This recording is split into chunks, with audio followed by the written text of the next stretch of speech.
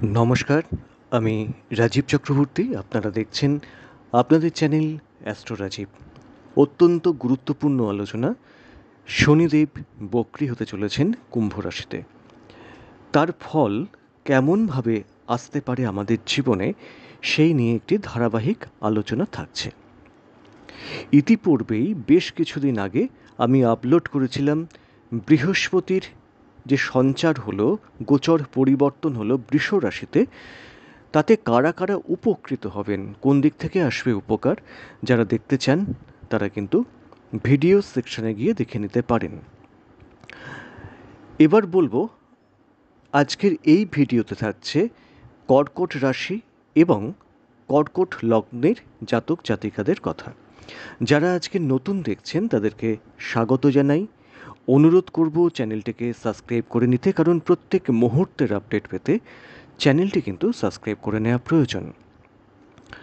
দেখুন, শনিদেব নামটি শুনলেই আমরা আতঙ্কিত হয়ে পড়ি। কখনো সাড়ে সাতি, কখনো ধাইয়া, কখনো কণ্টক শনি, এই সমস্ত নানাভাবে তিনি আমাদের জীবনকে বা জনজীবনকে নানাভাবে পীড়িত করেন বলে আতঙ্কের মাত্রা বাড়ে। এই পীড়িত করেন শব্দটা হয়তো বলবো না, কারণ তিনি কর্মফলদাতা, তিনি বিচারক। তো তার বিচারে আমাদের যেটা প্রাপ্য সেটাই তো আমরা পাবো। ভালো কাজের ভালো ফল, মন্দ কাজের মন্দ ফল, সেটাও তো ভোগ করতেই হবে আমাদের, তাই না? কিন্তু বাস্তবে এই শনিদেব সাধক গ্রহ। তিনি সাত্ত্বিক কাজকর্মের সঙ্গে যুক্ত। বলছিলাম তিনি ন্যায় ফলদাতা, কার্মিক গ্রহ। মহাকালপুরুষের দশম অর্থাৎ কর্মের ঘর, এবং একাদশ অর্থাৎ আয় লাভ সাফল্যের ঘর। কারণ আপনি কর্ম করবেন তবেই তো আয় লাভ সাফল্য আসবে। এই দুটি ঘর অর্থাৎ মকর এবং কুম্ভ, এই দুটি ঘর তার অধিকারে, তিনি এই দুটি ঘরের অধিপতি। এই কুম্ভ রাশিতেই 25 ডিগ্রি অবস্থানে পূর্ব ভাদ্রপদ নক্ষত্রে 29 জুন রাত 12:46 নাগাদ তিনি বক্রী হচ্ছেন। কুম্ভ এই ঘরটি শনিদেবের আনন্দময় ক্ষেত্র, মূল ত্রিকোণ। এই ঘরে শনিদেব সুখে অবস্থান করেন বলে ধরা হয়। তিনি ন্যায় ফলদাতা বলেই বিচার করেন আমাদের কর্মের। কর্ম হিসেবে তিনি ফলদান করেন। সে ফল কখনো আসে সাড়ে সাতিতে, কখনো ধাইয়াতে বা কণ্টক শনির অবস্থানে। সুকর্মের ফল তো খারাপ হয় না কখনোই। এই বক্রী অবস্থানে তিনি প্রায় 4.5 মাসের একটু বেশি সময় অবস্থান করবেন। 4 অক্টোবর তিনি নক্ষত্র পরিবর্তন করে শতভিসাতে প্রবেশ করবেন, এবং 15 নভেম্বর তিনি আবার মার্গী গতি প্রাপ্ত হবেন ওই শতভিসা নক্ষত্রেই। ইতিমধ্যে তিনি পূর্ব ভাদ্রপদ নক্ষত্র থেকে পিছিয়ে এসে শতভিসা নক্ষত্রে প্রবেশ করবেন। তো এ তো গেল শনিদেবের যে গমন বা আগে পরে কোন নক্ষত্র তিনি ভোগ করছেন তার একটা হিসেব। তো এর ফলে কর্কট রাশি, কর্কট লগ্নের যাদের কর্কট রাশি তারা যেমন শুনবেন, যাদের অন্য যে কোনো রাশি কিন্তু লগ্নটি কর্কট তারাও কিন্তু শুনবেন।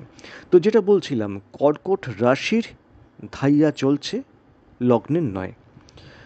অনেক ক্ষেত্রেই এই সময় হঠাৎ মাথা গরম, আর্থিক চাপ, স্বাস্থ্য সংকট, বাবার স্বাস্থ্য নিয়ে উদ্বেগ কর্কটকে কিন্তু বেশ পীড়িত করে রেখেছিল। কথাটা একটু মন দিয়ে শুনবেন, করেছিল অতীত। শনিদেবের এই বক্রী অবস্থানের কারণে ধাইয়ার প্রভাব কিছুটা কমবে। ফলে যে সমস্ত কথা আপনাদের বললাম তার প্রভাবও কিছুটা কমবে। দেবগুরু বৃহস্পতি ইতিমধ্যেই কর্কটের একাদশে অবস্থান করছেন।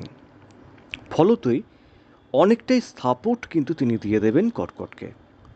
তারই মধ্যে পুরনো কোনো রোগ আবার চাকার দিতে পারে। কান, দাঁত, হাড় বা অস্থি, কোমর থেকে হাঁটুর ব্যথা, জননতন্ত্রের কোনো রোগ, দাঁতের ব্যথা, যেটা আগেও বললাম, এইগুলো কিন্তু কম বেশি কর্কটকে এই সময় পীড়া দিতে পারে। এই সময় উগ্র কথন, মাথা গরম হলো, 2-4টে কথা শুনিয়ে দিলাম, এই ব্যাপারটা কিন্তু একদম এড়িয়ে চলতে হবে। বন্ধুদের সহযোগিতা মিলবে।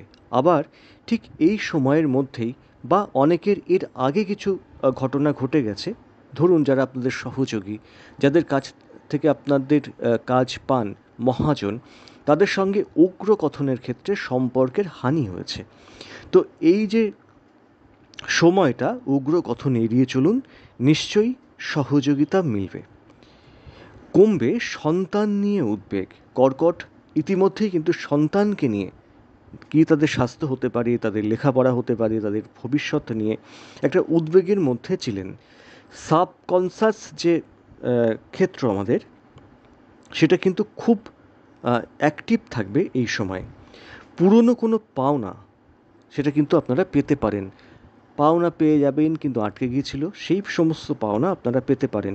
হয়তো কোনো বিমা থেকে বা কোনো মৃতের সম্পত্তি হয়তো উত্তরাধিকার সূত্রে আপনারা হকদার, সেই জায়গা থেকে আপনাদের কিছু টাকা পয়সা এই সময় আসতে পারে, আটকে থাকা টাকা পয়সা আসতে পারে। এই সময় ঋণ গ্রহণ এড়িয়ে চলার প্রয়োজন আছে, নতুবা ঋণ পরিশোধের যে কিস্তি পরিশোধ করতে কিন্তু অসুবিধা হতে পারে। প্রেমের ক্ষেত্রে কিছুটা চাপ কমলেও সম্পূর্ণ চাপ কমছে না, একটু তিক্ত সম্পর্ক থাকবে, মানিয়ে চলার প্রয়োজন আছে। ব্যবসার গতি কিছুটা স্লথ হলেও স্থায়ী এবং স্টেবল অবস্থায় কিন্তু থাকবে। এবার আপনারা বলছেন ব্যবসার গতি, আপনারা হয়তো বলতেই পারেন ব্যবসার গতি স্লথ হবে, তাহলে আবার স্টেবল ইনকাম কি? ধরুন 10জন ক্রেতা থেকে আপনার প্রফিট হচ্ছিল 1,00,000 টাকা, একটা উদাহরণ দিচ্ছি। এবার হয়তো ক্রেতার সংখ্যা কমে গেল, হয়তো 5জন হলো, 2জন হলো, 3জন হলো, কিন্তু ওই যে প্রফিট 1,00,000 টাকা, সেটা কিন্তু কমছে না।